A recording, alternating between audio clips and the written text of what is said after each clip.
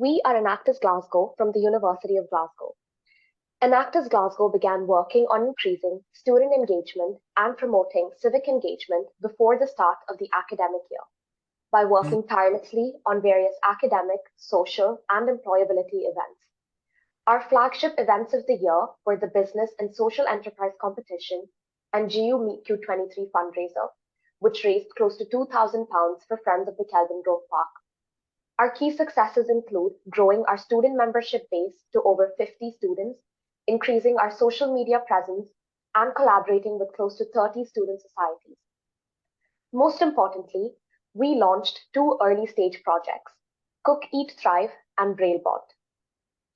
Cook, Eat, Thrive is a hospitality-centric training program, coupled with a pop-up bistro, delivered with the support of a community partner and industry professionals.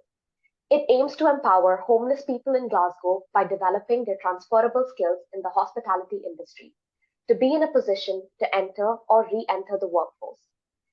Our target beneficiary group will consist of homeless people who are willing and able to commit to gaining transferable skill development and work towards a holistic life transformation by joining the workforce.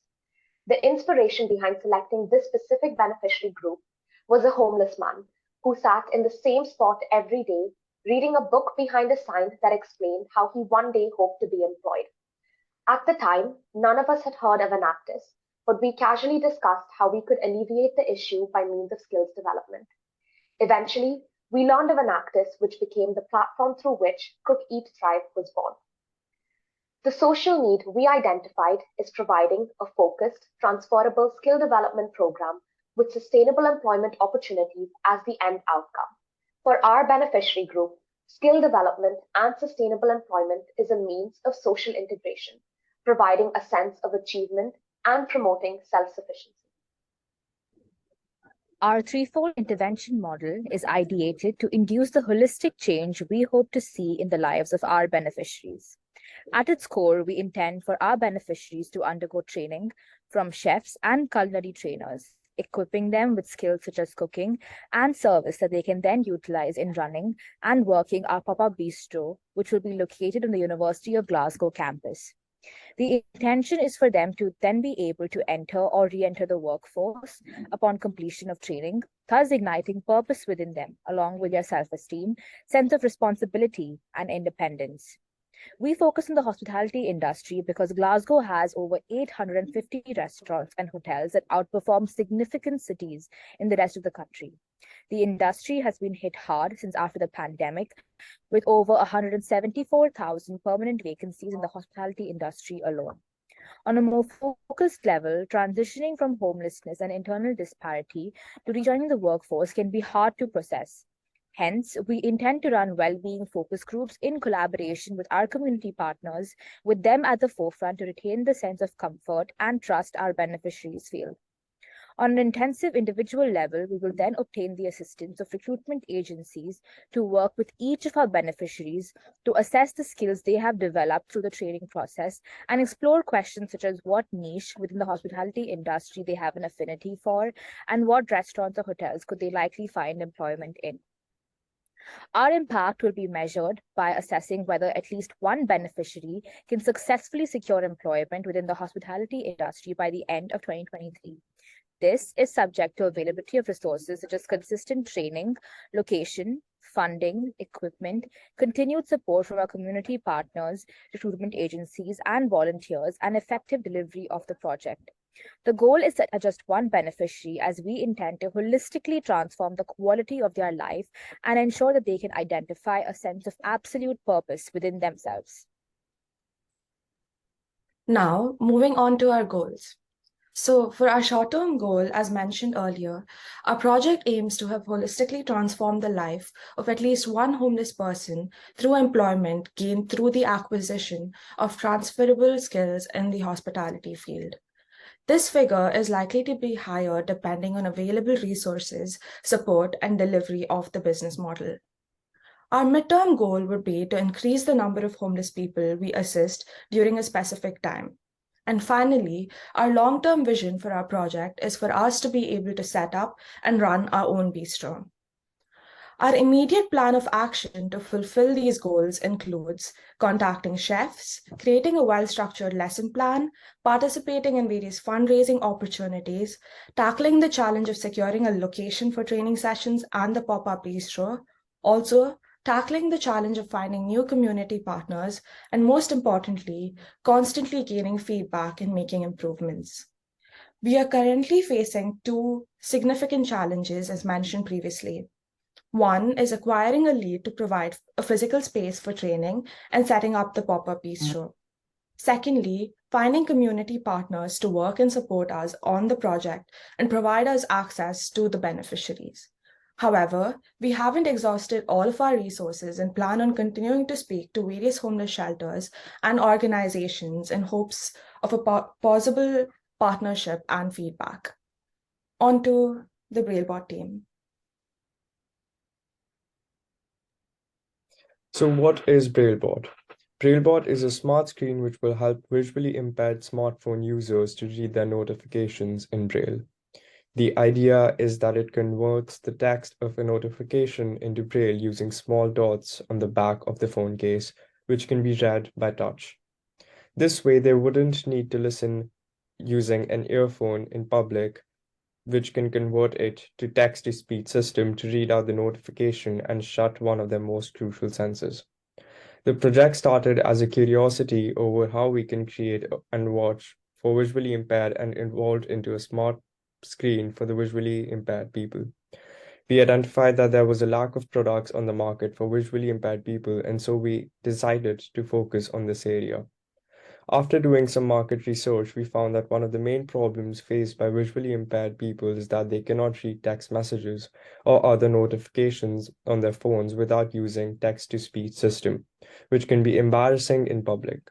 We also found that there are very few products on the market that aim to solve this problem.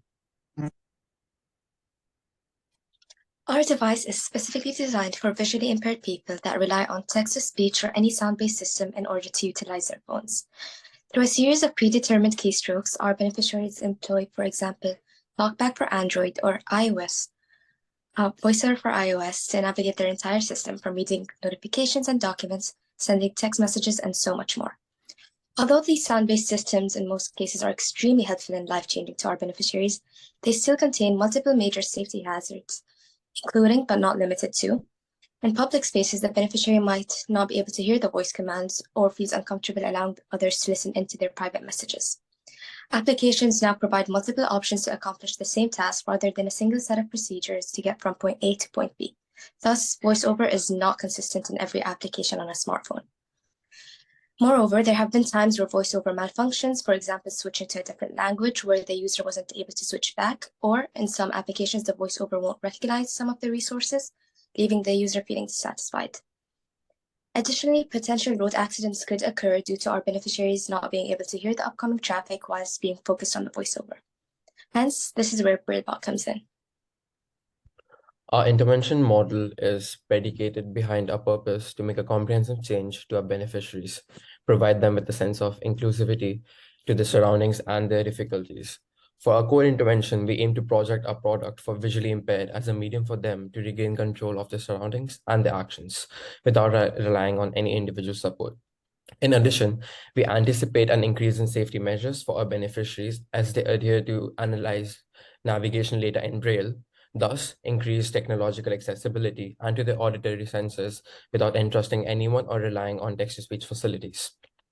Additionally, we intensively focus on visually impaired students, primarily at University of Glasgow, as despite established programs such as Disability Equality Group or the British Sign Language Plan that focuses on supporting BSL or hearing impaired students by utilizing BSL qualified individuals, there aren't any established programs that let students be able to read their coursework on their own, like ours.